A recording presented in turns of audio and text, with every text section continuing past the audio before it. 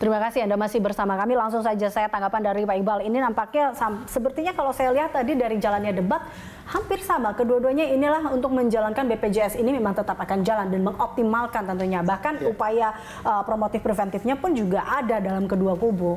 Ya, jadi memang sistem jaminan sosial nasional ini disahkan tahun 2004 di zaman Ibu Megawati. Lalu dia mengamandarkan di undang itu membentuk sistem jaminan sosial dengan bentuk, lalu di zaman era SBY ada BPJS. Nah, jadi kita tidak elak juga bahwa idenya dulu memang dari Bu Mega. Tapi memang faktanya sekarang pemerintahan Pak Jokowi sekarang ini kelimpungan.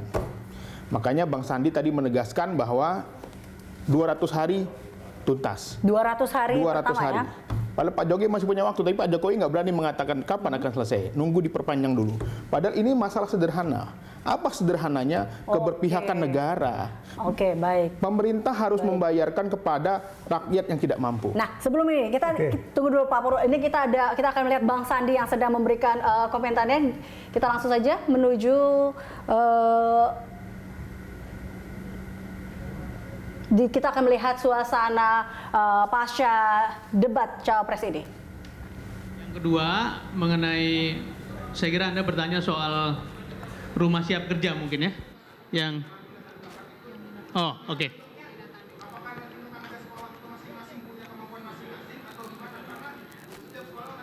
Iya. Ya, ternyata kita lihat di sini Bang Sandi sudah keluar ya.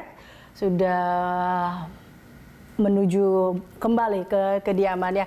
Tadi baik Sandiaga Uno maupun Ma'ruf Amin juga sempat memberikan preskonnya, tapi kita kembali lagi ke Pak Iqbal. Oke, 200 hari kerja. Ini yang dikatakan memang oleh Sandiaga Uno mengatakan bahwa 200 hari kerja masalah BPJS Kesehatan ini juga akan diselesaikan. Betul. Ini dituntaskan karena begini. Negara untuk membangun infrastruktur bisa mengadakan dari berbagai, termasuk berhutang.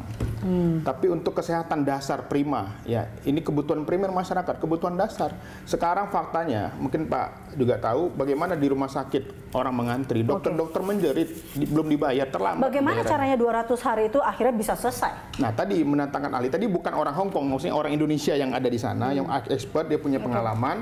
Artinya begini, ini keberpihakan negara.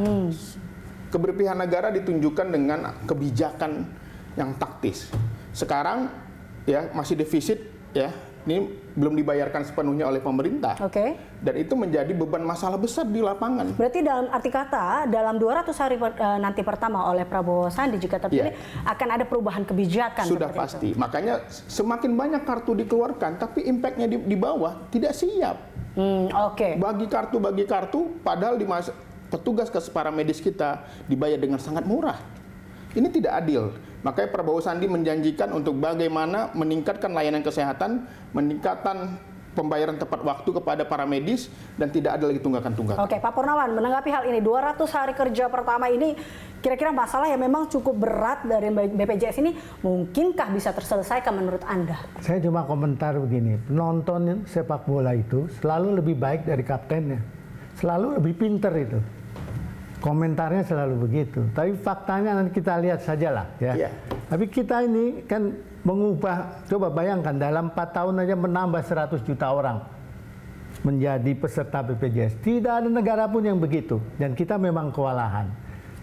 Kita sekarang ya kan, Perpres kita sudah siapkan, Perpres 2 tahun 2018 untuk promotif preventif. Jadi kita sudah menyiapkan itu untuk mengurangi beban. Salah satunya misalnya apa? Dalam Perpres itu, semua pelayanan ibu hamil, melahirkan, jadi usulan stunting itu sebagian besar akan berpindah dari dana BPJS menjadi dana pemerintah.